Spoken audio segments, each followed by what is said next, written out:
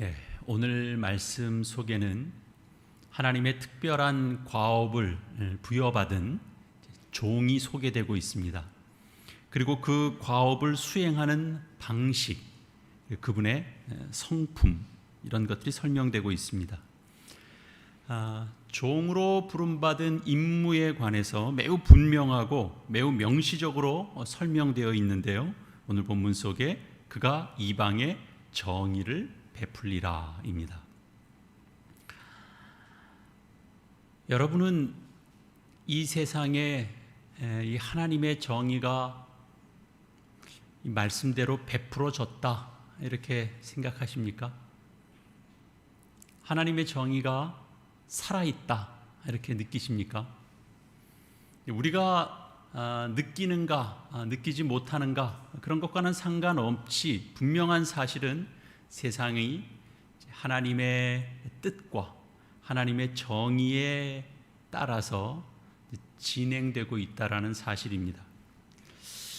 우리가 이 성경 말씀을 그렇게 믿고 이해하고 있다라는 것은 우리들 모두가 이 세상에 하나님의 정의가 세워지도록 하는데 우리도 함께 참여하고 있다, 우리가 또 참여해야 한다라고 하는 그런 의지의 표현을 함께 담고 있는 것이 됩니다.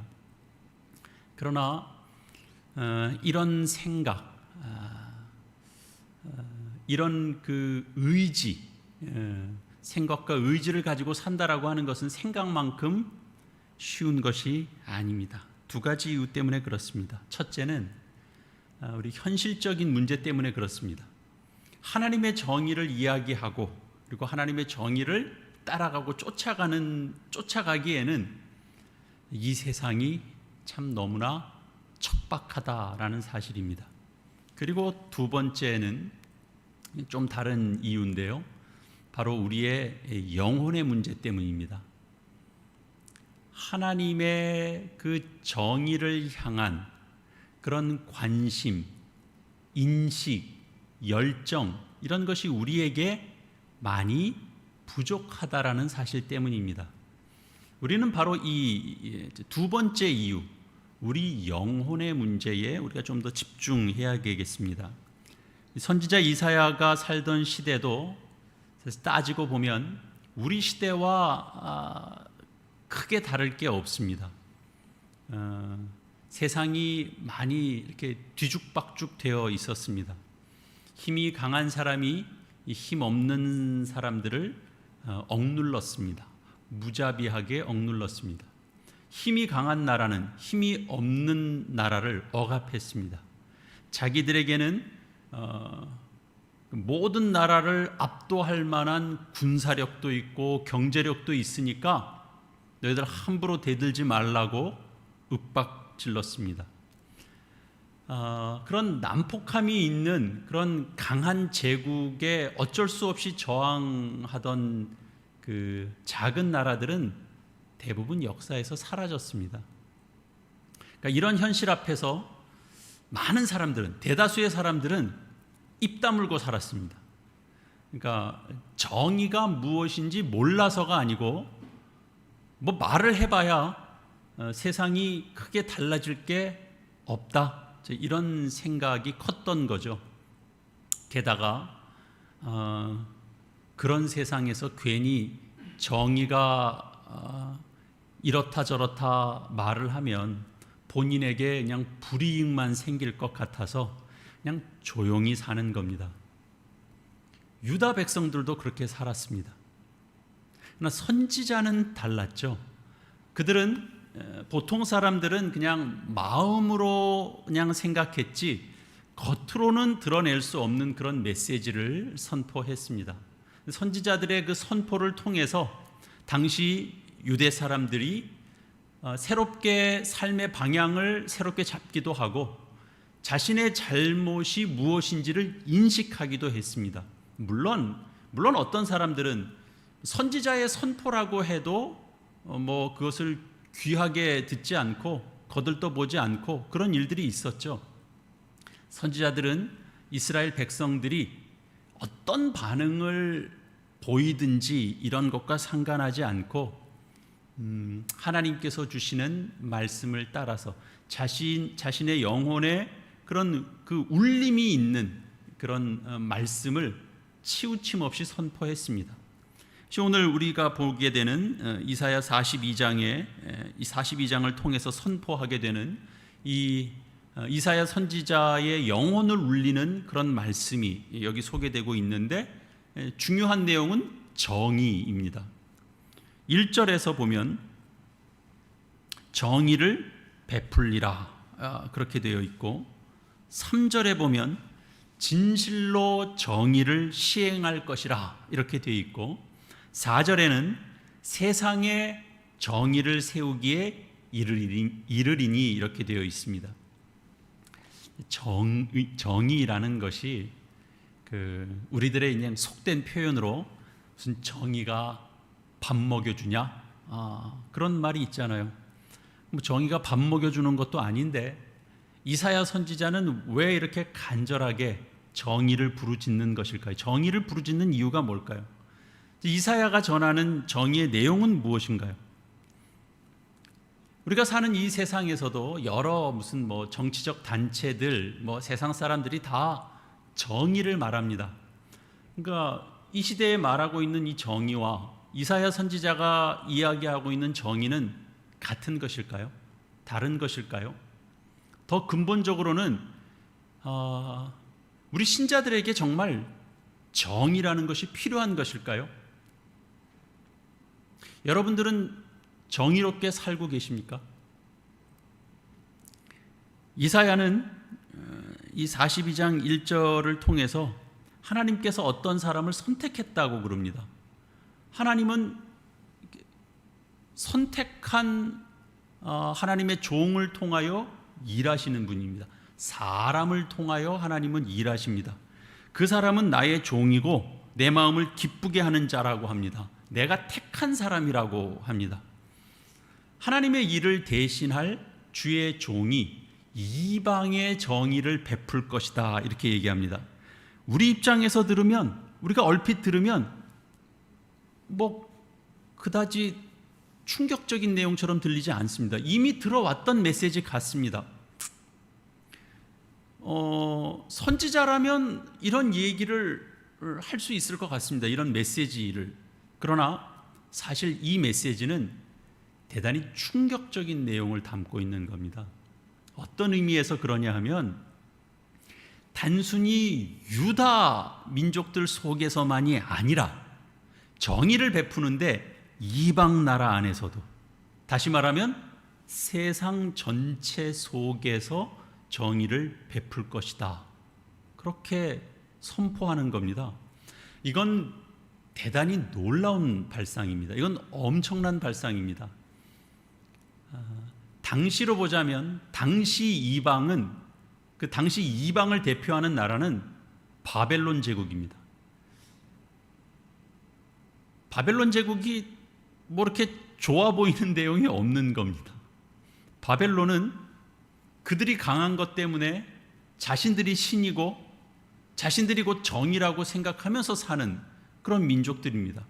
근데 이사야는 이런 제국의 논리가 아니고 하나님의 정의가 이 이방 속에서도, 세상 전체 속에서도 실현될 것이다 이렇게 내다보고 있는 겁니다. 그리고 그 일을 행할 주의 종을 하나님께서 보내신다 이렇게 선포하고 있습니다. 정의를 베푸실 주의 종, 그 종에 대한 묘사가 오늘 본문 속에서 한 세 가지로 나타나고 있습니다. 2절을 보면 주의 종은 겉으로 소란스럽게 굴지 않는 방식으로 정의를 베풉니다. 우리 2절 말씀 함께 보시겠습니다. 그는 외치지 아니하며 목소리를 높이지 아니하며 그 소리를 거리에 들리게 하지 아니하며. 그러니까 주의 종은 세상 방식과는 다른 방식으로, 세상 방식과는 반대로 이렇게 정의를 베푼다라는 사실을 우리는 이 구절에서 확인할 수 있습니다. 세상은 가능한 한 자기 목소리를 높입니다. 세상은 남이 자기를 알아주기를 바랍니다. 가장 전형적인 것이 그 세상 정치가 그렇죠. 자신이 얼마나 멋진 정치인인지, 자신이 어떻게 이 민족의 미래를 정말 진지하게 생각하는지, 뭐 그냥 가장 쉬운 말로 자신이 얼마나 애국자인지, 이런 것을 어떻게든 알리려고 합니다. 잘 포장해서 알립니다. 뭐 잘 포장하다 보면 과대 포장도 되고 그러는 겁니다. 근데 제가 뭐 그런 걸 부정하고 싶은 마음은 없습니다. 정치인이라면 당연히 이런 활동을 해야 됩니다. 정치라는 것이 결국은 대중의 힘을 얻어야 되는 것이거든요. 대중의 힘을 모아서 그것을 힘을 삼아야 되는 겁니다. 대중의 힘을 얻어야 자신이 가지고 있는 정치 철학을 구현할 수도 있는 것이니까요. 그러니까 당연히 자기 선전이 필요하죠. 그렇게 생각합니다. 그러나 분명한 사실은 자신을 그렇게 선전하고 그리고 대중을 선동한다고 해도 그 정치는 결국은 아무리 선의에서 나온 것이라 할지라도 그것으로는 정의를 세울 수는 없습니다. 우리 인류 역사에 자기 선전에 능했던 사람들은 참 많습니다. 자기 선전에 능했던 정치인들 참 많았습니다. 뭐 대표적으로 히틀러 같은 경우에도 자기 선전에 매우 특출났던 사람입니다. 그래서 히틀러에 의해서 이렇게 선동을 당한 사람들은 결국은 그 당시에 독일 사람들이죠. 다 그 수백만 명의 그 유대인들이 그 수용소로 이렇게 보내지는 그런 일들에 대해서 지극히 당연한 것으로 생각하게 됐습니다. 왜 그렇게 생각했어요? 그렇게 선동을 당했기 때문에 그렇습니다. 자기를 드러내기 위해서 한껏 목소리를 높이고 그리고 화려한 이상을 이야기하면서 자신의 정의로움을 한껏 높이는 그런 정치는 인류사에 수도 없이 일어났었습니다. 그러나 묘하게도 그럴 때 아주 쉽게 아주 순식간에 기존의 정의, 기존에 있어왔던 평화 이런 것들도 순식간에 파괴되곤 했었다라는 게 인류 역사를 통해서 증언하는 바입니다. 이사야가 전하고 있는 주의 종은 자신을 드러내거나 자신의 무슨 통치 철학, 무슨 자신이 가지고 있는 무슨 이념 이런 것들을 내세우지 않는다라는 겁니다. 이유는 분명합니다. 세상은 다 자신의 그 공적을 목적으로 하지만 하나님이 붙드시는 종, 하나님의 마음에 그 기쁨을 주는 자, 하나님의 기쁨이 되는 자, 하나님이 택하신 종은 그것은 자신의 업적을 성취하기 위해서 존재하는 자가 아닙니다. 자신의 어떤 치적을 성취하는 것을 목적으로 하는 사람이 아니기 때문에 그렇습니다. 그래서 목소리를 많이 높일 이유가 없습니다. 3절에 따르면 주의 종은 위기에 떨어진 이들을 포기하지 않는 방식으로 정의를 시행한다고 되어 있습니다. 정말 우리에게는 위로가 되는 말씀이 아닐 수 없습니다. 상한 갈대를 꺾지 아니하며 꺼져가는 등불을 끄지 아니하고 진실로 정의를 시행할 것이라고 되어 있습니다. 상한 갈대, 꺾인 갈대는 그건 다시 살아날 가능성이 없어 보이는 갈대입니다. 뿌리채 뽑히는 것이 오히려 남아있는 갈대를 위해서도 더 좋을 수 있습니다. 꺼져가는 등불도 마찬가지입니다. 꺼져가는 등불은 꺼져가는 심지는 굳이 누가 손을 대지 않아도 그냥 놔두면 그냥 꺼지는 것과 같습니다.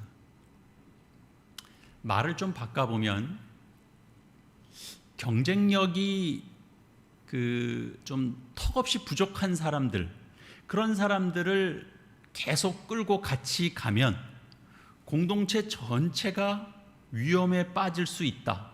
그런 말을 할 수 있겠죠. 이게 이제 대표적인 세상 논리입니다. 그런데 이사야는 전혀 다른 이야기를 전하고 있는 거죠. 전혀 다른 선포를 하고 있는 겁니다. 이게 무슨 뜻입니까? 여기 상한 갈대, 꺼져가는 등불, 이건 1차적으로 보면 바벨론 제국에 의해서 파괴가 돼버린 유다 민족을 가리킵니다. 유다는 인류 역사에 이제 사라져버릴 운명에 처했습니다. 바벨론에게 짓밟힌 수많은 소수 민족들과 같은 처지에 있는 겁니다. 이사야 선지자는 그 주의 종이 이 절체절명에 빠진 유다와 그리고 그와 비슷한 운명에 빠져 있는 그 이방의 작은 나라들을 결코 포기하지 않는다, 이렇게 예언하고 있습니다. 꺾지 않는다, 끄지 않는다 라는 말은 그냥 단지 더 상하게 하지 않는다, 단지 와서 확 발로 밟아서 꺼트리지 않는다, 그런 말이 아닙니다. 상한 갈대를 꺾지 않는다, 등불을 끄지 않는다라는 말은 살려낸다, 그런 말입니다. 여기 바로 상한 갈대와 같고 꺼져가는 등불과 같은 존재를 주의 종이 이 땅에서 정의를 실현함으로 그와 같은 존재들을 살려낸다라고 선포하고 있는 겁니다. 이게 바로 하나님의 정의라고 얘기하는 거죠. 상한 갈대와 꺼져가는 등불은 유다만이 아니라 더 근본적으로는 우리 인생에서 정말 극도로 연약한, 취약한 상태에 떨어져 있는 한 사람 한 사람을 다 가리킵니다. 여기에는 우리 말씀에서 보는 것처럼 이방인들도 포함되는 겁니다. 그 사람이 유대 사람인지 아닌지, 그 사람이 착한 사람인지 아닌지 그걸 묻지 않습니다. 그 사람이 유능한 사람인지 똑똑한 사람인지 무능한 사람인지 이런 걸 묻지 않습니다. 하나님은 상한 갈대와 꺼져가는 등불과 같은 처지에 있는 이들에게 다시금 생명의 힘으로 함께하고 그리고 그들을 도와주신다, 이렇게 약속되고 있는 겁니다. 이 위기에 몰린 사람들, 이 취약함 속에 있는 사람들을 하나님께서 도대체 이 약속의 말씀대로 어떻게 돕게 되는지는 우리가 아주 구체적으로는 다 알지 못합니다. 하나님께서 베푸시는 그 도움의 손길이 그들과 매우 가까이 있다라는 사실만큼은 분명합니다. 그 하나님은 창조주이시기 때문에 자신이 창조한 이 사람들의 그 어려움, 그 위기를 하나님께서 외면하지 않으시고 도우십니다. 돕지 않고 내버려만 두신다면 사실은 천지 만물을 창조하시고 주장하시는 하나님이라고 말할 수 없을 것입니다. 그분은 반드시 돕습니다. 문제는 뭐냐? 우리가 그 사실을 외면하거나 모른 척하거나 그것을 거부한다라는 데 있습니다. 이것은 농부가 그 밭에 씨를 뿌리는 그 비유를 들었던 그 예수님의 비유와도 매우 흡사합니다.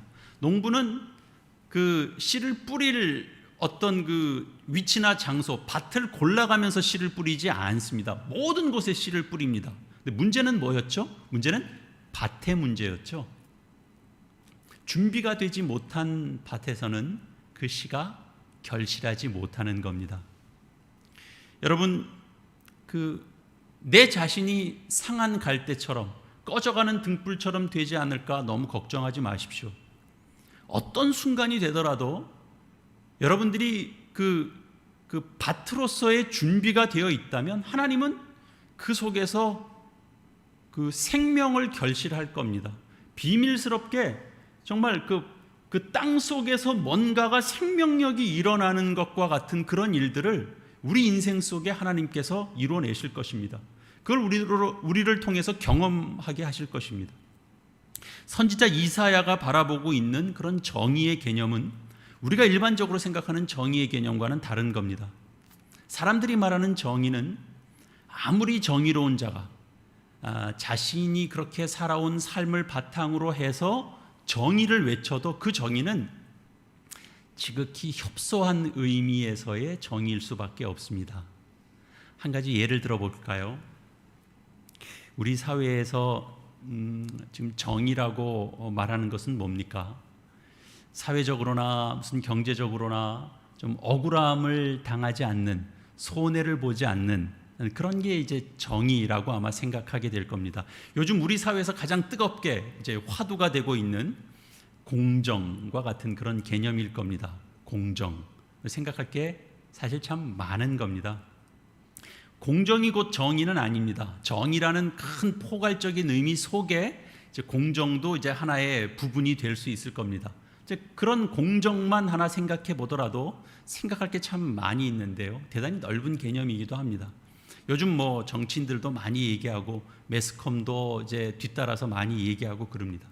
근데 이제 우리가 생각해 보면 공정하다, 공정한 사회다라고 그럴 때 사람들이 다 똑같은 시험을 동등한 위치에서 시험 치르고 그 결과에 따라서 그 능력 순으로 순차적으로 기회를 얻고, 그러면 공정한 겁니까?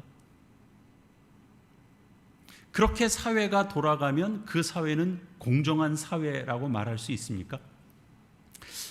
그런 사회는, 사회 전체가 그런 시스템 속에서 돌아가고 있다라고 하면 저는 생각할 때 그건 공정한 사회라고 말하기보다는 그냥 능력 중심의 사회라고 말하는 게 더 맞을 것 같습니다. 사실 그 사회가 공정함이 실현되고 공정한 사회가 되려면 당연히 물론 능력을 이렇게 판단하는 기준에 따라서 정당하게 대가를 얻는 것이 당연히 필요하겠습니다만, 그러나 이것이 한 나라를 다스리는 중요한 하나의 원리로서 그것이 필요하다라고 할 때는 사실은 그 사회가 공정한 사회가 되려면 뭐 당연히 앞에서 얘기했던 것처럼 능력에 따라서 그렇게 그 대가도 누릴 수 있어야 되겠습니다만, 형평성을 고려한 기회도 제공해 주어야 되는 겁니다. 이렇게 다면적인 부분들이 다 함께 포함되어 있는 것이 사실은 공정이라는 어떤 표현 속에 담겨져 있는 내용이라고 생각을 합니다. 그러나 사람들이 생각하는 공정이 각각 다 조금씩 그 색깔과 그 원리와 방법이 다르기 때문에 너도 나도 다 공정을 이야기하고 있는데 사실 들여다보면 다 조금씩 다 다른 거죠. 그리고 어떤 부분은 다 배제되어 있기도 하고 그렇습니다. 정의라는 건 사실 이것보다 더 큰 개념입니다. 성경에서 말하는 정의란 결국 이 재판정에서 이 재판관이 판결을 내리는 것처럼 하나님이 판결하신다. 그게 이제 정의입니다. 그러니까 그 성경이 말하는 정의는 하나님의 판결입니다. 세상이 아무리 뭐 이거다 저거다 얘기해도 하나님의 판결이 정의입니다. 세상의 정의도 사실은 상한 갈대를 꺾지 않을 수도 있습니다. 막 악에 물든 것이 아니라면 세상에서도 이렇게 보호가 될 수 있잖아요. 그래서 꺾으려고 막 그러는 거를 세상 법이 이렇게 제지도 하고 막아주기도 하고, 그래서 꺾이지 않도록 도와줄 그런 가능성이 있습니다. 그러나 하나님의 정의는, 하나님의 판결은 생명을 살리는 것과 매우 관련이 있는 것이기 때문에 생명은 생명을 살리는 일에는 사실은 악과 선을 구분하지 않고 상한 갈대를 꺾지 않습니다.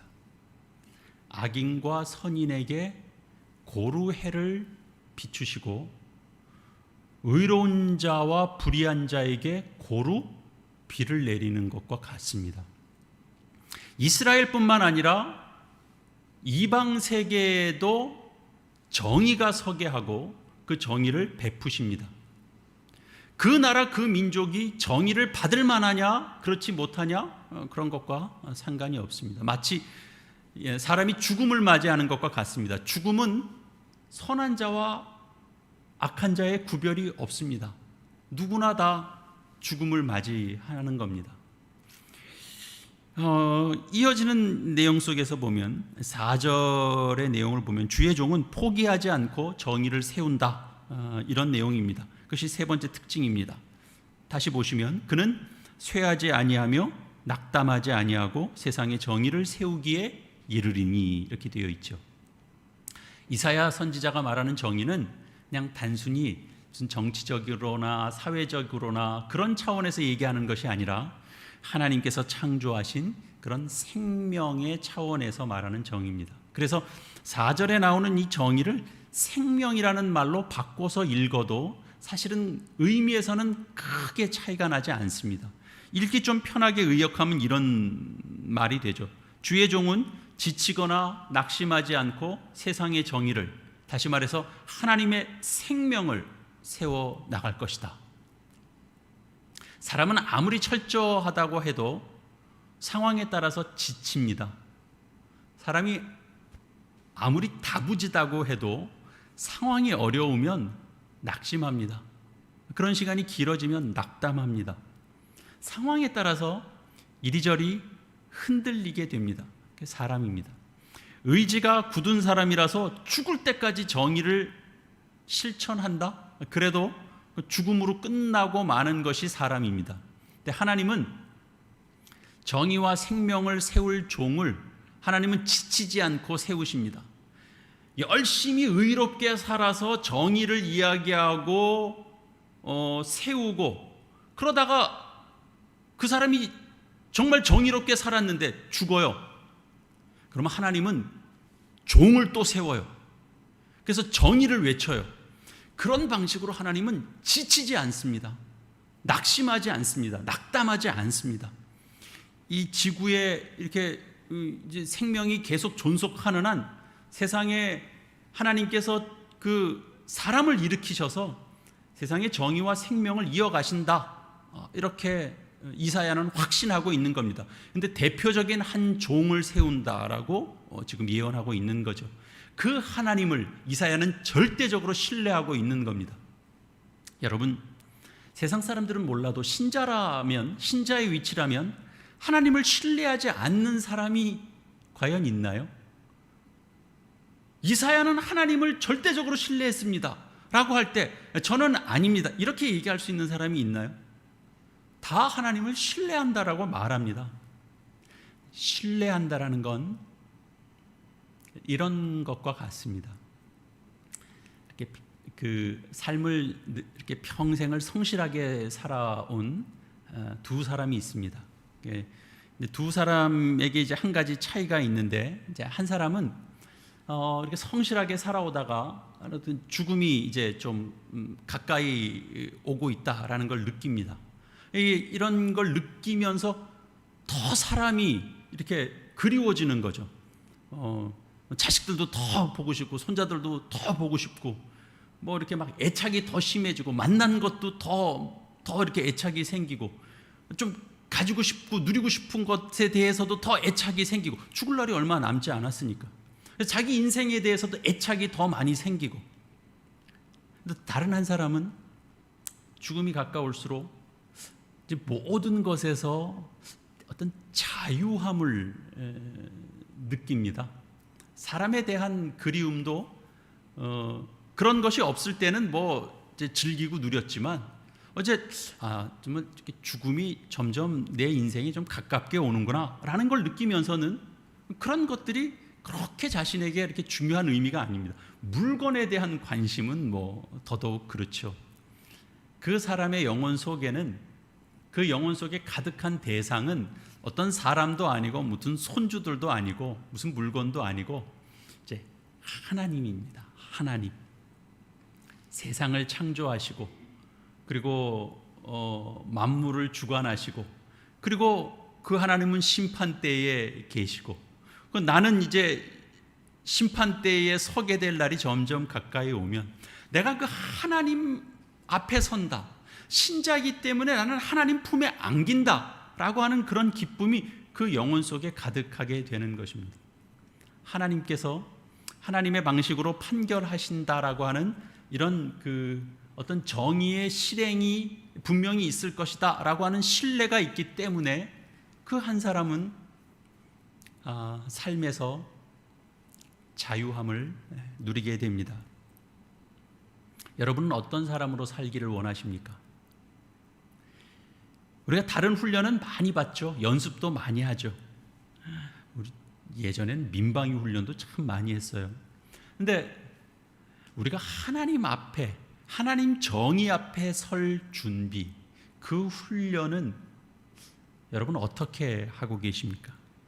우리가 이렇게 마음에 담고 미리 준비하고 우리가 어떻게 훈련하고 그러지 않으면 하나님의 정의, 어떤 하나님의 판결, 하나님의 생명, 이런 게 도대체 말로는 무슨 말인지는 알겠는데 내 삶에서는 실질적으로 그게 뭔지는 잘 느껴지지 못하고 살 수밖에 없습니다. 우리가 느끼지 못하면 겉으로는 행복한 인생처럼 살지 모르나 실제로는 불행한 인생이 될 수 있습니다. 마태는, 예수님의 제자 마태는 복음서를 기록하면서 그가 보고 느낀 것이 있어서 복음서를 이렇게 기록했습니다. 하나님께서 주의 종을 세워서 세상의 정의를 세운다라고 했던 그 이사야 선지자의 예언이 바로 예수님 속에서 실현되었다라고 그는 분명하게 보게 됐습니다. 그래서 오늘 우리가 읽은 이 이사야 42장에 걸쳐 있는 2절에서 4절 내용을 이제 인용을 했는데요. 그 중에서 특별히 3절에 있는 말씀을 이제 그대로 마태는 그대로 인용을 했죠.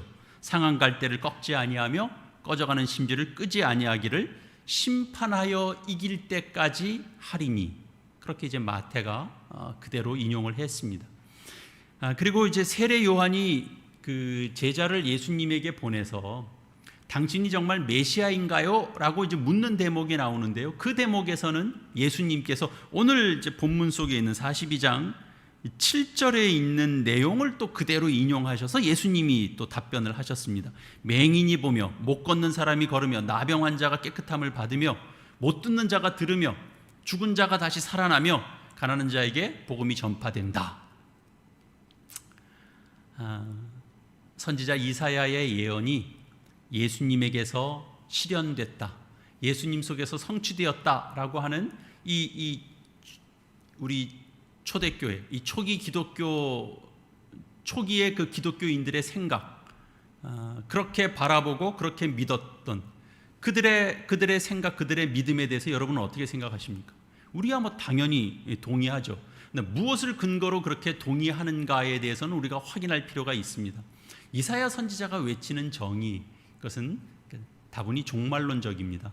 우리가 종말론적이다라고 말을 할 때 그 말의 의미는 뭐냐면 우리의 궁극적인 그 미래가 되는 그런 하나님만이 모든 것을 행할 수 있다라는 이제 의미가 거기 담겨져 있고요. 종말론적이다라고 하는 속에는 우리의 구원이 이제 완전함을 입게 된다라는 의미도 그 속에 담겨져 있습니다. 그러나 반면에 사람들이 만들어내는 정의와 생명은 그렇게 온전한 것이 아닙니다. 늘 일시적이고 제한적이고 상대적입니다. 우리의 환경 속에서 보면 정의를 말하는데 요즘 뭐 특별히 다 여기저기서 다 뭐 선택적 정의라는 표현들이 많이 나오죠. 무슨 진영에 상관없이 다 그런 지적들을 이쪽은 이쪽에서 이쪽은 이쪽에서 그렇게 합니다. 그러면 그런 걸 받은 사람은 다 아니라고 그러죠. 그러나 사실 우리가 엄밀하게 따져보면 그 말은 맞지 않는 말입니다. 인간은 누구나 할 것 없이 선택적으로 정의롭습니다. 제한적으로 정의롭습니다. 상대적으로 정의롭습니다. 그 한계를 뛰어넘을 수 있는 인간은 아무도 없습니다. 그걸 뛰어넘는다면 그건 메시아인 거죠. 정의롭게 하죠. 그 의도를 제가 의심하지는 않습니다. 누군가가, 어떤 한 사람이 내가 맡은 역할 속에서 정의롭게 하려고 했을 것입니다. 충분히 그렇게 하려고 했을 것입니다. 그러나 그 결과는 인간의 한계 속에 갇혀 있는 그런 결과일 수밖에 없습니다. 무형, 유형의 어떤 선택적일 수밖에 없습니다. 그러나 세상에서는, 우리 세상 정치에서는 내가 그런 식으로 말을 하는 순간 저는 제한적일 수밖에 없습니다. 저는 선택적일 수밖에 없습니다. 저는 그런 한계를 가지고 있습니다.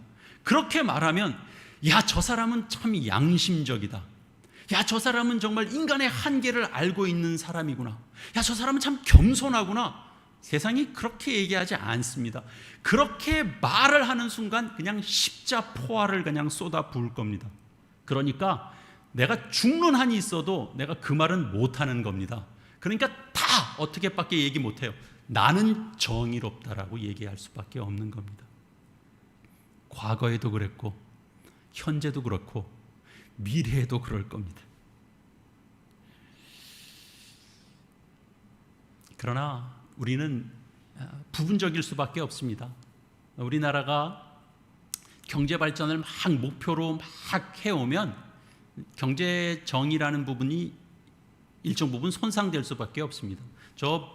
북한처럼 무슨 이렇게 경제 정의를 보다 더 앞세우면 그러면 그냥 나라 전체가 그냥 가난할 수밖에 없는 거죠. 그러니까 개인적으로 소유를 많이 누리고 건강하게 살았다라고 해서 무조건 다 그것이 행복한 삶이라고 말할 수 없습니다. 그것은 소유한 것 때문에 누리는 행복감일 수 있습니다. 그렇다면 만약 그 소유한 것에 어떤 장애나 문제가 생기면 여전히 그는 행복할까요?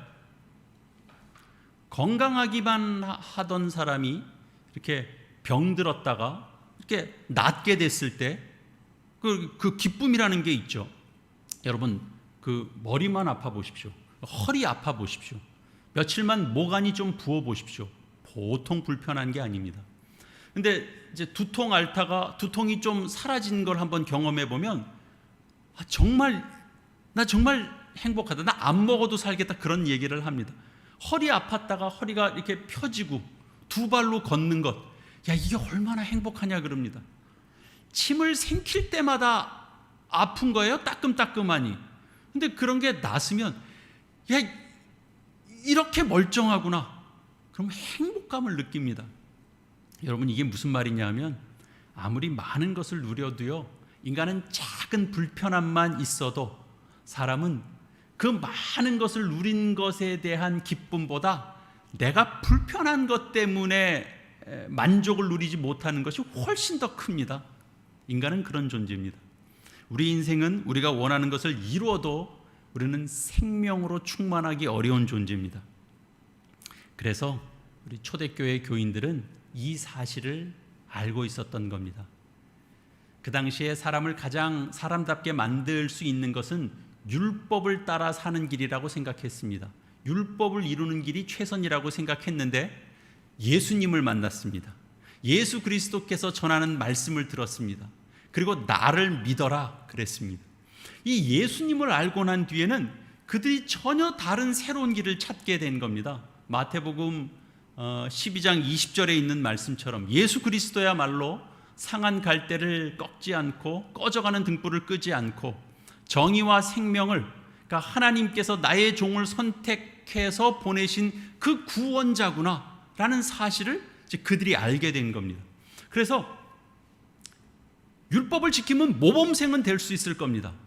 그러나 그것이 아니고 하나님이 보내신 자, 그 유일한 구원자, 이 예수님을 믿고 의지하는 것이 모범생으로 끝나는 게 아니라 이 세상에 무엇으로도 채울 수 없는 이 생명으로 충만한 삶을 얻는 길이라고 그들은 생각하게 된 겁니다.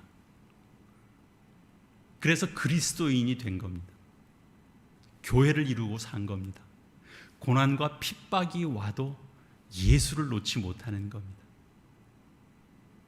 사랑하는 화엄남포교회 교우 여러분, 예수님은 하나님이 어떤 분이신지를 완전히 새로운 관점에서 우리에게 알려주시고, 그리고 그 원리대로 그 뜻대로 순종하며 살아내셨던 분입니다. 예수님께서 선포한 이 하나님은 이 땅에서 죄인으로 내몰린 사람까지도 이렇게 품어주시고 사랑해주시는 하나님이셨습니다. 유다 민족만의 하나님이 아니고 세리와 죄인까지도 하나님 자녀로 삼으시는 그 하나님임을 예수님께서 증거하신 겁니다. 사람은 자신의 업적이 아니라 이 하나님의 주권적인 은혜 안에서 이 하나님이 주시는 이 생명을 선물로 받은 자만이 하나님의 자녀로 살아갈 수 있습니다. 사랑하는 교회 여러분, 이것이 바로 하나님의 정의입니다. 이 하나님의 정의가 이 땅에 육신으로 오셔서 십자가에 달려 죽으셨지만 죽은 자 가운데에서 부활하셔서 예수 그리스도의 그 죽음과 그 부활을 통해서 우리에겐 정의가 무언지가 우리에게 현실로 다가와졌습니다. 설교를 마무리하면서 앞에서 던졌던 질문을 다시 한번 여러분에게 던지겠습니다. 세상에 정의가 필요합니까? 여러분은 정의롭게 사십니까? 하나님이 우리와 함께 하시기 때문에 상한 갈대가 될까, 꺼져가는 등불이 될까, 여러 염려들이 우리 삶을 옥죄이는 그런 현실을 우리가 살고 있는데, 여러분 지나치게 걱정하지 마십시오. 아무리 세상이 우리를 옥죄어 온다 하더라도 이 하나님이 보내신 자 예수 그리스도 안에서 우리에게 허락하시는 그 복된 약속과 은혜, 그 은총에 여러분 온전히 기대는 삶을 여러분 살아가십시오. 정의롭게 사는 삶은 바로 그것입니다. 예수를 붙드는 삶, 하나님께서 정의라고 보여주신 그 주님을 의지하고 신뢰하는 삶, 그것이 정의로운 삶입니다. 기도하시겠습니다.